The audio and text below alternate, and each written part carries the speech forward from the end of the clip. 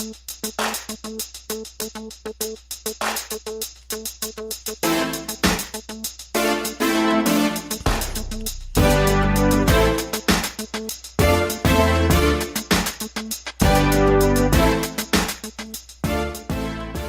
and welcome to the Black Entrepreneur Blueprint Show.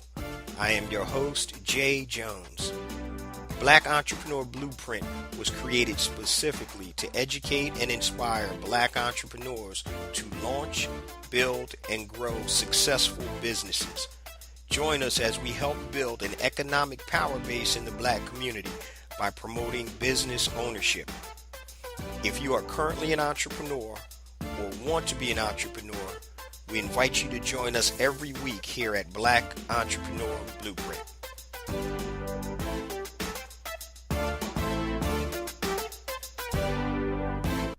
Welcome to the Black Entrepreneur Blueprint, episode number 166. I'm your host, Jay Jones, and today we have another outstanding show in store for you. Today we're going to get real personal and real deep. Today's show topic is Trust Your Struggle, my personal story and 6 things I learned from my struggles. And I'm talking about struggles as an entrepreneur and personal struggles because as an entrepreneur, obviously your personal life is going to affect, your business. So for those of you that are new listeners, you're probably going to hear things that you didn't know. Now, my longtime listeners, I've been on the air. I've been doing this as episode 166. So it's over 3 years now. You've probably heard some of these personal struggles and business struggles I've had in some of my previous episodes. I pride myself on being transparent. One of the things that I think attracts people to the show is that I get a lot of people who I talk to off of the air, some of my coaching clients and other people I just connect with that listen to the show. And they're like, yo, dude, you're the same person that you are on air. And I'm like, yeah, this is my personality. This is actually who I am. So I pride myself in being transparent. Now, I've told you guys before, I've made a ton of mistakes as an entrepreneur. A ton of mistakes. But those struggles as an entrepreneur and in life, if you continue to press forward, that's going to be gold for you. That's going to make you what you are. So I know as an entrepreneur, sometimes we're just figuring out how we're going to make it day to day, week to week, month to month. We have all types of responsibilities, personal responsibilities. You may have a family, children or whatever. Mortgage, a certain nut you got to hit every month. So I know it's hard out there. So I just want to let you guys know that I'm right there with you, been there, done that, and continuing to do it. So today's show topic is Trust Your Struggle. There's a purpose for your struggle. As long as you stay committed and keep pushing forward, that struggle is going to make you what you are. So just to give you a little background on some of my struggles, I'm just going to highlight. So born and raised in Philadelphia. My parents separated when I was 7 years old. So, back in the day, my dad was he was on some other stuff for a minute right there. So he wasn't even a big part of my life from the age of 7 to about 28. And so growing up without my father being really in my life at all, I was blessed to have an older brother that was good, but he couldn't replace my father. I had uncles and things of that nature. But when the father is in the house, for the children, that's a big difference. It's a big difference for boys and girls. So my parents were separated when I was 7 years old. My mom wasn't working at the time. She was a stay-at-home mom. She had like $6 in her pocket. And so it was a struggle, obviously. Financially adjusting to the fact that my dad wasn't around and I'm the youngest out of 3, so that's how I grew up. But, when I look back, I had a great childhood. I mean, yeah, my dad wasn't around, but I still did a lot of things that I wanted to do. We didn't have everything that we wanted, but we had pretty much everything that we needed. Yeah, we didn't have the newer car, the house, we had some issues. The house wasn't, like my mom wanted it to be because things were tight, but we understood and we recognized that. But it's all about the love. So I dealt with, I come from a place where a lot of us come from, single parent household. So I'm right there with you. And I told you from the age of 7 to about 28. Now, my pop lived maybe 10 minutes from me in Philly. And if I talked to him 2 or 3 times a year, I might have seen him once a year. I was the type dude, and I had my kids laughing, but it's really not funny. But at first, when my parents got separated, my dad got this little apartment and not far from us. And I think it was Thursday or Tuesday night was his visitation night.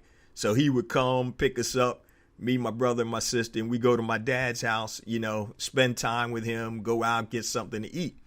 And after a couple of months, we'd all be, dressed, waiting for my dad, sitting on the step. And like, yo, where's dad? I'm asking my brother and sister, where's dad? And they like, look, dad probably isn't coming. So, my kids were not laughing, but they were like, Dad, you was sitting out there all sad, waiting for your pop to come, and he never showed. And after a while, we just stopped even going out or expecting him to come. So that's pretty much how I grew up. You know what I mean? But I still had a beautiful, good childhood. My mom she did her thing, did, what she needed to do for my brother, my sister, and I to, live a normal life. So that age of 7, so I started off behind the 8 ball, right? So next, as I become an adult, go to college, get out of college, I become an entrepreneur after I leave corporate America. And the crazy thing is, and a lot of you guys know it, I didn't have the backing of my family, friends, because they were like, dude, you went to school, you had a good job, but then you left to become an entrepreneur. And they didn't get it. Now, today, being an entrepreneur is quote unquote sexy. But back then, it was like, yo, what are you doing, man? You got a good job. Why are you leaving that? But I always was of a different ilk. My dad, even though he wasn't in my life like that, he was an entrepreneur. Okay, so, and as the story goes later on, we reconnected, got close. And we talked about a whole lot of things, but he was an entrepreneur. He was actually one of the first black commercial real estate agents in the city of Philadelphia. Then he went and started with his partner. He went and started a insurance and real estate company. So, that I guess is kind of in my blood. So once I leave corporate America, I go and become an entrepreneur. And it was right before I was about to get married, and my wife, fiance at the time, she was like, oh, okay, all right, you do what you need to do. But then when we got married and my money was up and down, and as a first time serious entrepreneur, you learning a whole lot. It's like OJT, on the job training. So now my wife is looking at me cross-eyed. My in-laws, my father-in-law told me, he was like, why do you think you can be successful? Now, you got to recognize and understand the source. So my in-laws are in education, right? My father-in-law at the time was a principal of a high school. My mother-in-law was a teacher. So they're in education. Those are solid, stable jobs unless you do something crazy, molesting kids or something out of the ordinary. You're going to normally keep the same projection in terms of your job, teacher, administrator, or whatever. So those were stable jobs. And back in the day, a lot of times black folks couldn't get, the good corporate jobs, and they'd have to go into education. So that was their view or their mindset. Why are you leaving corporate America, the good job you have, at Merrill Lynch, to go start a business? And so my wife, she was in education. So it's the same mindset, get up, go to work, do your job. And if you love being a teacher, or if you love, whatever your job is, that's fine. My problem was I couldn't stand it. I didn't want to be an employee. And it's funny, as a financial advisor for Merrill Lynch, the people that I was trying to get as clients, that's who I wanted to be. I wanted to be out making deals. I wanted to be on the golf course. I wanted to be doing whatever they were doing. So my own family, my wife didn't believe in me. We had a lot of arguments beginning of our marriage about that. She didn't believe in me. My in-laws didn't believe in me. My brother and sister were like, "What are you doing?" I had other relatives that were like, "Man, come on, dude. Go back to your job. Get a job, man." So I'm fighting that. And when you don't have any alliances, and when you come home and you still got to deal with it, I used to tell my wife, I'm busting my ass every day trying to get this money, trying to build a business. Then I got to come home and I got to see you looking at me cross-eyed. Then I got to hear, your parents, how's the business going? I'm like, yo, man, this is no joke. So, I mean, that was struggle at level 10 right there.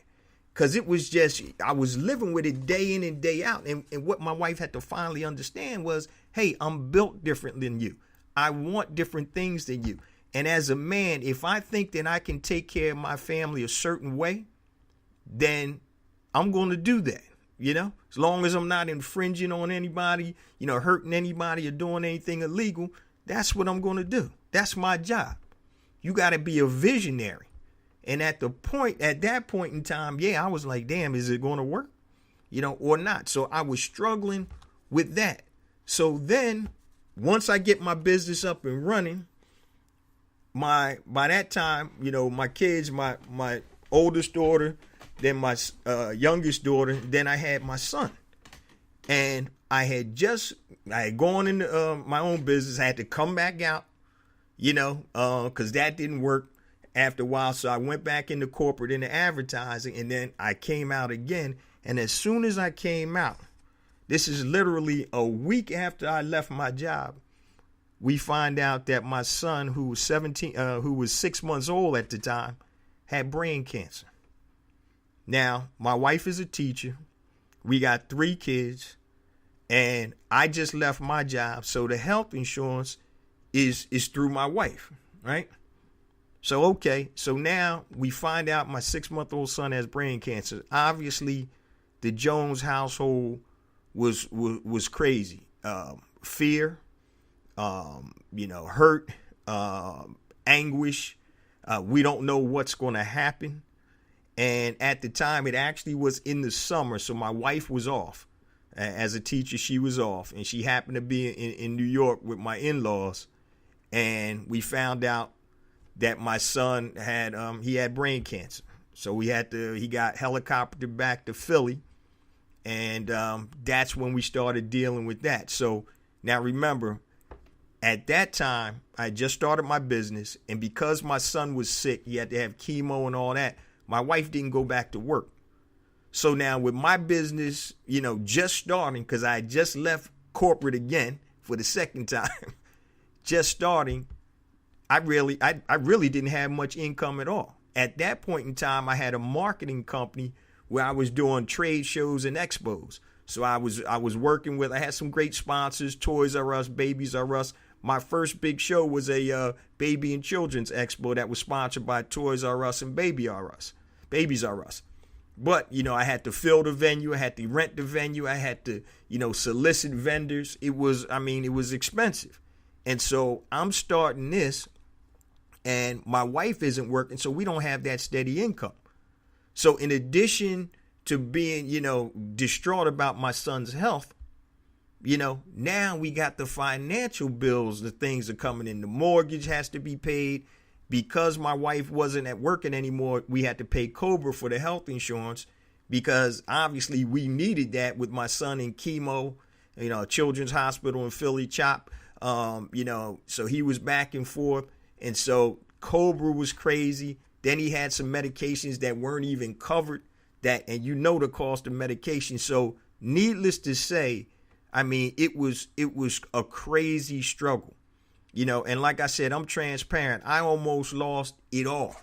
I almost lost my house. If my oldest daughter didn't wake up one night, they were about to take my van.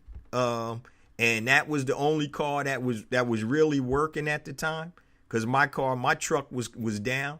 And so my son had to go to the hospital every couple of days for chemo and appointments. And if my oldest daughter didn't wake up one night, and it's funny because I had made a half payment. Y'all know what it is when you're struggling. When you call your car company and make a half payment. So any of y'all that made a half payment, you know what I'm talking about. So I made a half payment and I told them I was going to pay again in the next week or two. And I got a garage. I could have put the van in the garage, but the lady was like, oh, that's not a problem. So my oldest daughter wakes me up about 2:30 in the morning because her room was in the front of the house. And she said, Daddy, I hear a noise outside. So I'm like, I look out the window, I see this truck out there. So I run downstairs. I'm like, yo, I said, man, I called the car company. They said that they made the arrangement. And the guy was like, you know what? I'm sorry, but, I'm here to pick the the van up. And like, look, man, my son is sick. He has brain cancer. I said, because he had brain cancer, my son had to go on a feeding tube. So at night, we would actually feed him. He had a tube that went into his stomach because as an adult, as a child also, chemo sometimes mess your taste buds up. So you won't eat. As an adult, you have to eat, so you're going to force yourself to eat. As a child, if the food doesn't taste good, remember he was 6 months at the time, then he would spit the food out. So we had to have a feeding tube that would go directly into his stomach. So I said, look, man, I said, my son is in here. I said, this is the only vehicle we have. And I said, he has an appointment tomorrow. I said, you can come in. I can show you that. And I said, and he was like, nah, man. I said, well, look, I'm going to tell you right now, bro. I said, there's no way you taking this van tonight. You might as well call the cops now. Because only one or two things is going to happen. Either you going to unhook this thing or, I ain't even going to tell you what I told him. But basically, I'm going to ball you up right out here. So you can call the cops now. And finally, he was like, okay.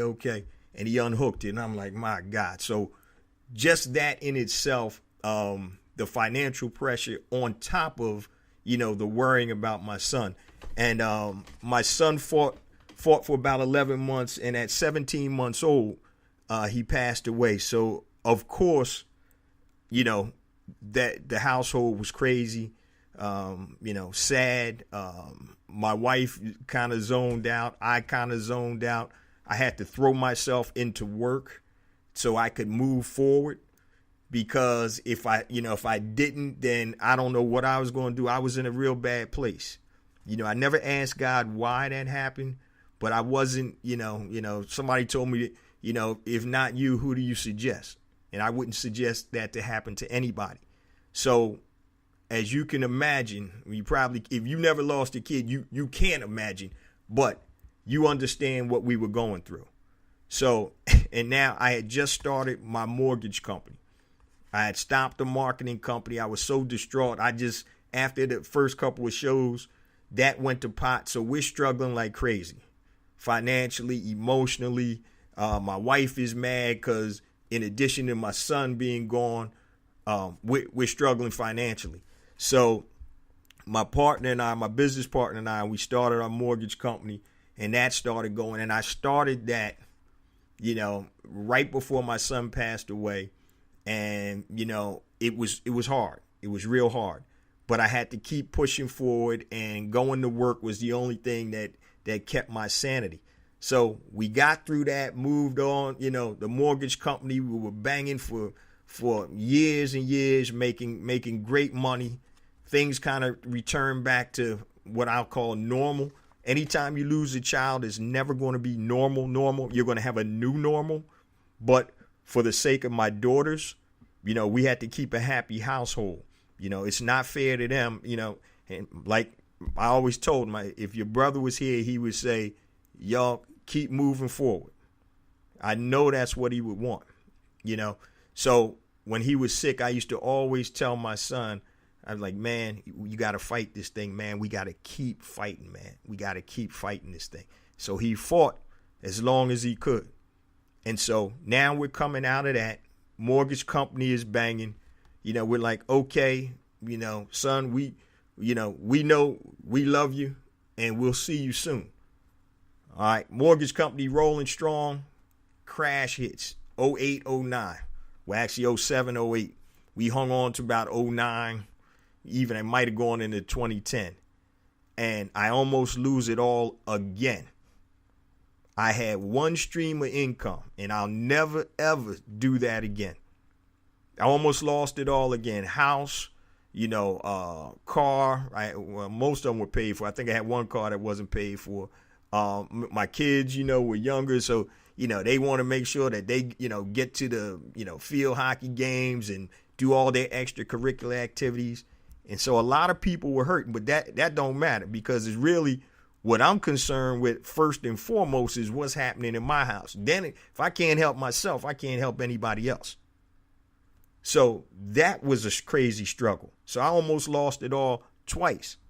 So then I had to reinvent myself. And the reason I'm being transparent and telling you guys this stuff is because you got to trust that struggle.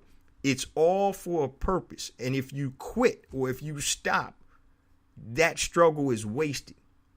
That's why I'm telling you all this. Like I said, I'm transparent. I want you guys to be able to learn from me. The mistakes I've made, don't make them, or try not to make them.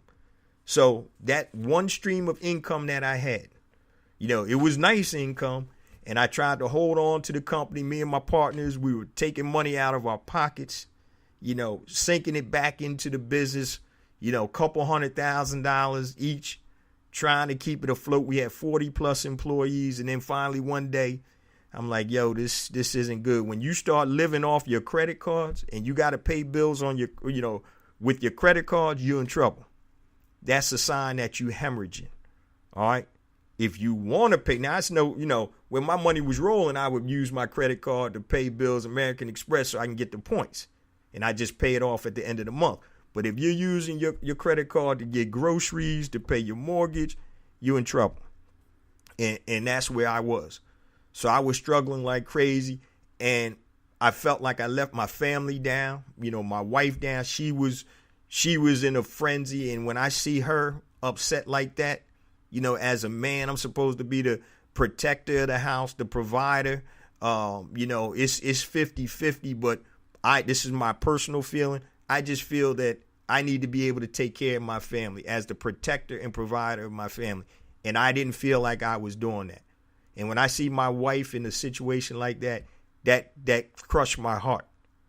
And when I see that made me, for the first time, I'm going to tell y'all, I never didn't believe in depression, but I'm like, oh man, that's just mental. But I believe right now. I believe in depression. My heart, I felt like something was sitting on my chest. I'm laying in bed at night wondering how I'm going to keep the lights on. How we going to pay the mortgage, how we going to pay the car note, making sure everything is in order. Now, my kids, which was great, they were oblivious to what was going on, which they should have been. That's not their problem or their issue. That's my issue. Me and my wife, that's our job to take care of them. So they were moving along like nothing was happening. But when that crash hit, and other people like, oh man, a lot of people are hurt. I know that, bro. But I said my objective, is I got to take care of my family. That's my first priority. And like I said, if I can't take care of my family, I can't help nobody else. Because while the mortgage business was rolling, I'm helping people, lending family money. I don't care. I don't expect it back. Now I can't even take care of myself. And of course, the people that you lend the money to never got money to lend to you when you're hurting. But I knew that already. So that was another big struggle. I almost lost it all twice. And this last time I felt so bad, depression hit me, and I was probably depressed, probably a couple of months. I couldn't think. I tried to get things done. I tried to reinvent myself. I couldn't think. The pressure was it was crazy. And finally, I was able, Lord, I said, I need you, because it's just crazy. I heard a voice. I'm laying in the bed, and the voice said to me, and I'm wide awake. It said, Jay, hold on. Jay, hold on. And that I'm like, Lord, if that's you, I needed that. And then I started thinking when my son was sick, I mentioned a few minutes ago, I always used to tell him, I said, man, you got to fight. You got to keep fighting. So how am I going to quit when I'm telling my son when he's fighting for life and death? I'm just fighting to keep the lights on in the house, and keeping the house. I'm fighting for things. He was fighting for life and death. So how am I going to quit when I'm telling my son not to quit? And the light bulb came back on, and slowly but surely I was able to get back up, focus, do what I needed to do to reinvent myself. So those are some of the struggles, some of the major struggles I've dealt with. My parents' separation. My dad wasn't in my life for 21 years. Family didn't understand I was an entrepreneur at heart. I lost my son when he was 17 months old. I almost lost it all back then too. And in 2008-9, I think it was 2010 when it was real bad, I almost lost it all again. So I had to come back. I had to fight through those struggles. And what those struggles taught me was several things, which I'm going to get to shortly. But one of the things is I had to reevaluate what my dreams were. I had to reevaluate. Do I want the big office downtown anymore? Do I want a lot of employees? Do I want to be taxed by dealing with a lot of employees? Because I don't care what you say, it's a second family. I had 40-something employees, and every time they had a problem, guess what? I had a problem. And I used to tell some of them, some of the dumb stuff, like, yo, I got kids at home. All right, you're an adult. You need to be able to handle that. I don't care if you don't like the other person sitting next to you in the office. We got bigger things to do. So here's 6 things that I learned from my struggle. All right. Number 1, you have to live your life for your dreams, not somebody else's dreams. So when I was dealing with, entrepreneurship and my family and friends not understanding that, if I would have caved in, I would have never done what I've done. I wouldn't have. And basically what I'm doing is what I'm supposed to be doing. So you have to live the life of your dreams. Don't let anybody else create your dreams for you. Whatever your dreams are, you live them for yourself. As long as you're not infringing on anybody, hurting anybody else, or doing something wrong, live your dreams. And that's what I told my wife. I said, if I know a way to take care of my family better by having my own business and trying to build something for us, long-term equity for the family, why wouldn't I do it? Because I'm scared? Nah, it don't work like that. Nah, if you scared, get a dog. Nah, if you truly believe that you can do that, or whatever your dream is, and you're not hurting anybody, live your dream. That's number 1.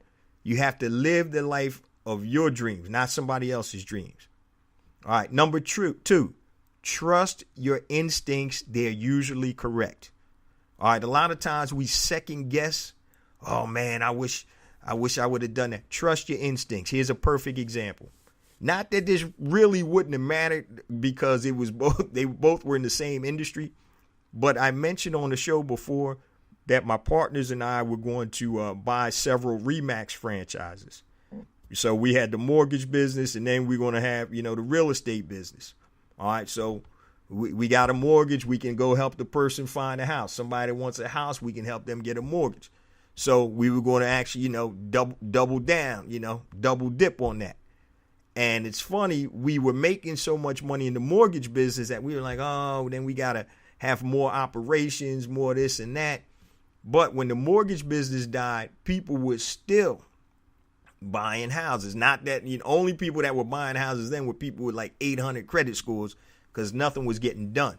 But what it would have also allowed us to do was to have access to the MLS listings, pre-foreclosures and things like that. So we could have scooped up some properties. So number 2, trust your instincts. They're usually correct. Your first instincts. Sometimes we overthink things. What do they say? Paralysis by analysis. All right. Number 3, your struggle is your preparation for greatness, whatever that is. Your struggle is your preparation for greatness, whatever that is. Okay? I couldn't do what I'm doing right now without my struggles, without my experiences, without my know-how. And I always talk about know-how versus knowledge. I could have read the book, the stuff I just told you about my life. I could have, if I wasn't me and I read the book of my life, that's great and all.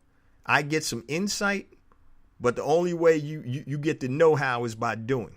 So your struggle is preparation for greatness, whatever your struggles may be. All right. So I'm not saying you got to like your struggles, but keep your eyes open through your struggles because you'll learn things. So just like a fighter, you see a boxer, a lot of times when a punch is coming, they'll close their eyes, or if they're swinging, their eyes are closed. That's wrong. You got to keep your eyes open so you know where the punches are. So take the time while you're in your struggle to keep your eyes open. And I know it's easier said than done. But number 3 was your struggle is your preparation for greatness, whatever that may be.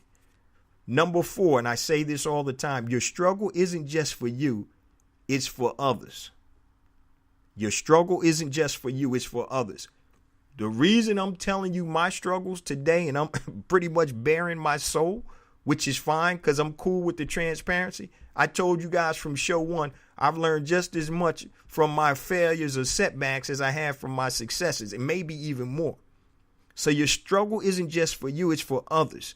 To share your journey, to impart your wisdom, what you've gone through.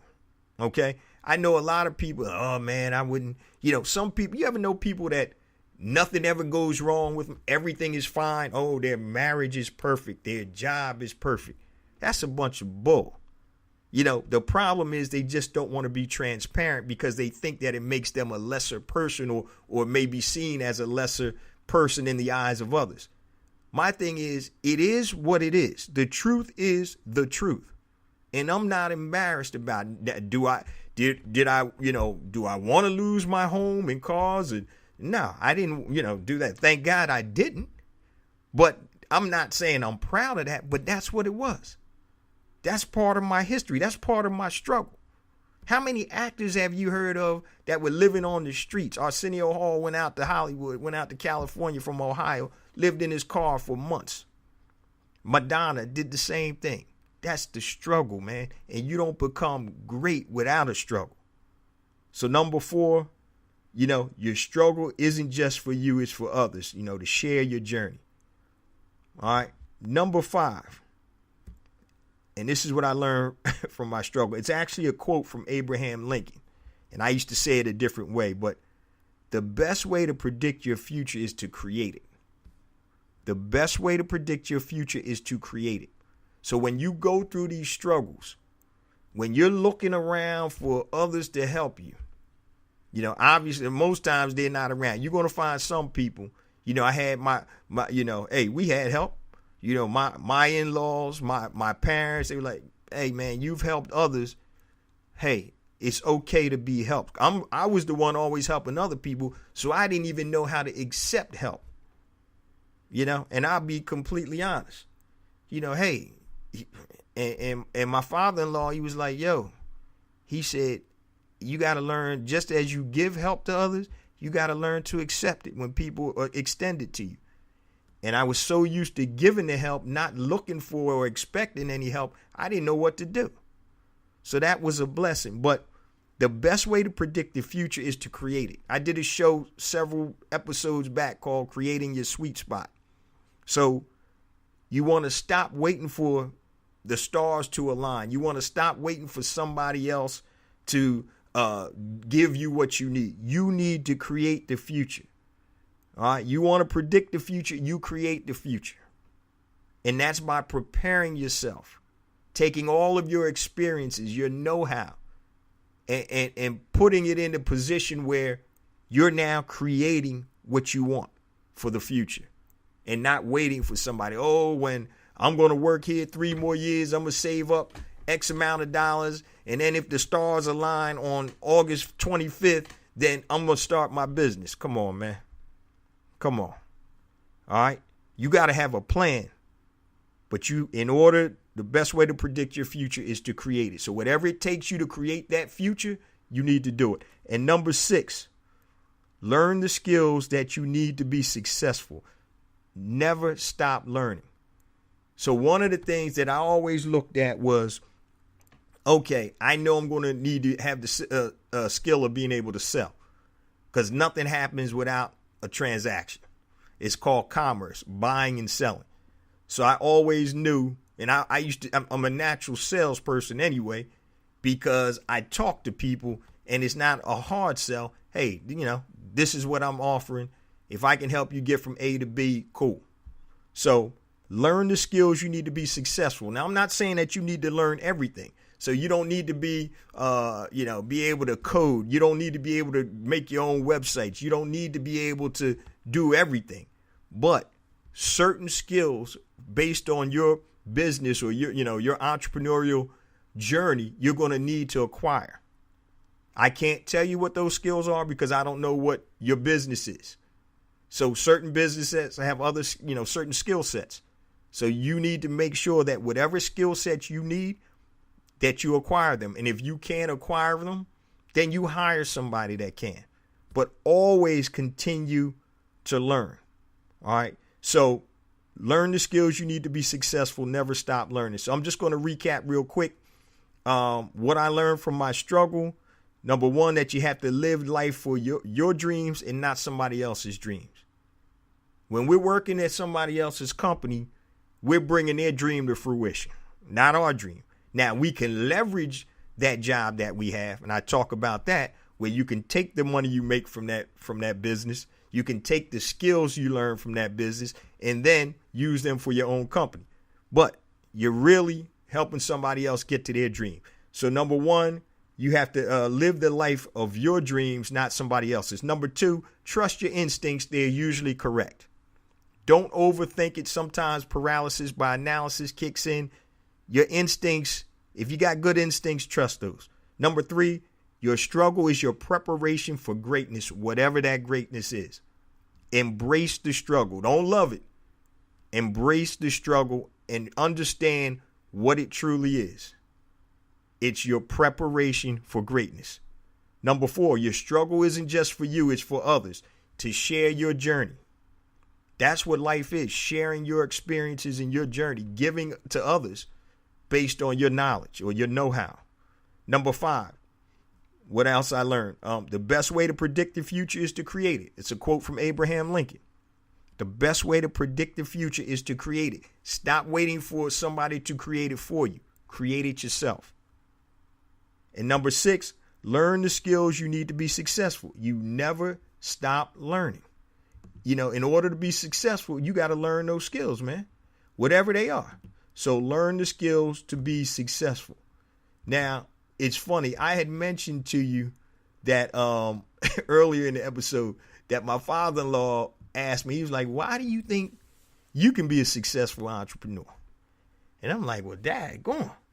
And that really pissed me off. I'm like, why couldn't I? Well, he was like, well, these other people, I'm not these other people. And it pissed me off to the point that I actually wrote a poem about it. And the poem is called Success. And I do write poetry. Sometimes I write books. I'm a kind of creative too, but I don't usually write a poem unless I'm really, really moved about something. So I'm actually going to read you my poem Success. Now, this thing was written a long time ago. So it's called Success. And it goes, how is success measured? It is measured individually.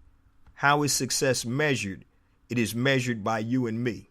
What I define as success may not hold true to you. What I define as success is felt in my heart through. Success has no race, color, or creed. Success is a feeling, not necessarily a deed. To become successful, it takes hard work. Procrastination and laziness are the tools of a jerk. The road is not easy. Who said it would?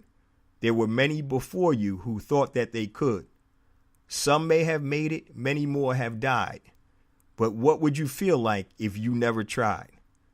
Don't be the one who says, damn, I knew I could, when it's 20 years too late and you know that you should. Every day that passes is a day too long. Put your dreams into motion before you are gone. Remember that we are never promised a thing. Good health, good family, and love I hope ring. Time is of the essence, the time is here. Time is a commodity that must be handled with care.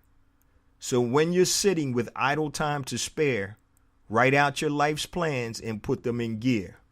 When it's all said and done and there's no more time to do, we all know where the blame lies, and it's squarely on you.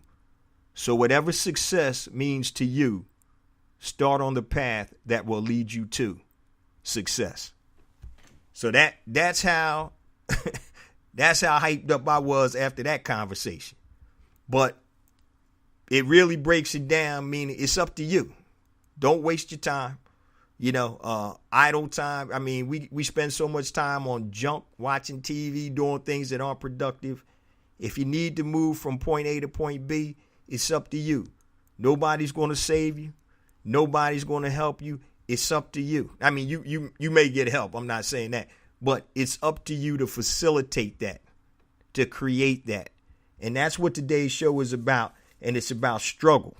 It's about, trusting your struggle. I know there's listeners out there that are going through things that are crazy. Like I said, what I was telling you or showing you today was there was so many different things. And this is just the crosses that I have to bear. Everybody has crosses to bear. These were just mine. And I wanted to be transparent. I wanted to let you know this is what I dealt with. And God willing, I was able to come through and to move from my point A to my point B and try to live the life that I desire. Sometimes our desires change. At one age, you may want something, and 10 years down the line, you may want something else. My freedom to me is paramount. So I enjoy having flexibility to do what I want, when I want, with who I want. So when my daughter has family weekend down at college, I'm able to go, and I'm not asking anybody, hey, boss, can I get off? When I want to go to a football game or field hockey game when the girls were playing field hockey, I was able to do that. I told you I missed my youngest daughter the last 3 years. I didn't miss a varsity game, a playoff game, a summer scrimmage, an AAU scrimmage, or club field, her club team games, none of that. All over the different states, Florida, Maryland, D.C., Virginia, Jersey, all over the place. So to me, that was paramount, having freedom and flexibility. So whatever you're looking to do, put your plans into motion, take yourself from A to B, get the skills you have. Don't worry about the struggle. Trust your struggle, because that's part of your plan. That's part of how you're going to get to where you want to be. You're going to take all of that. Just like, I could have quit a whole lot of times, and I damn sure felt like it. But you got to take that, and when you're dealing with your struggles, keep your eyes open. Trust your struggle. Keep your eyes open. I love you guys. Also, please, before I forget, I got my new YouTube channel. I don't have all my videos up there yet, but please check it out. Black Entrepreneur Blueprint. Just go to YouTube and hit it.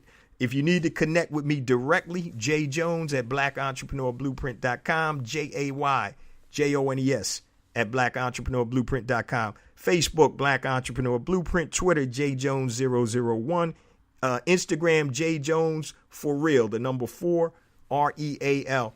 Please, guys, I say it every week, please continue to spread the word. I'm trying to get major downloads and reviews on iTunes, Stitcher, TuneIn Radio, iHeart, and we on some platforms I ain't never even heard of. But please spread the word, guys. Every Monday we got a new show coming out, 5 a.m. Eastern Standard Time. If you want to get the shows a little early, I usually post them on my website, blackentrepreneurblueprint.com, usually on Saturday or Sunday in advance, and you can just go on there and click the link, and you can listen to the show a little early. Normally it's up by Sunday morning. But if you wait for, the podcast platforms, 5 a.m. Eastern Standard Time, please share the information. I'm trying to get this good word out to everybody. There's a lot of things that we're trying to do right now in terms of bringing this show on the road. I'm talking to a couple good people. I'm not gonna call any names until they're finalized yet, for some great interviews coming up. And also I have a couple of these folk that are talking about going on the road with me and doing a Black Entrepreneur Forum, not just listening, but actually helping everybody move their business forward by taking some actionable steps and things of that nature. So please continue to spread the word. Please let people know about the podcast. Share it. Like I said, Monday mornings, I usually send out a link to the show on Facebook, Instagram, and Twitter. Please share that when you get it. I love you guys. I see you same time next week. Peace.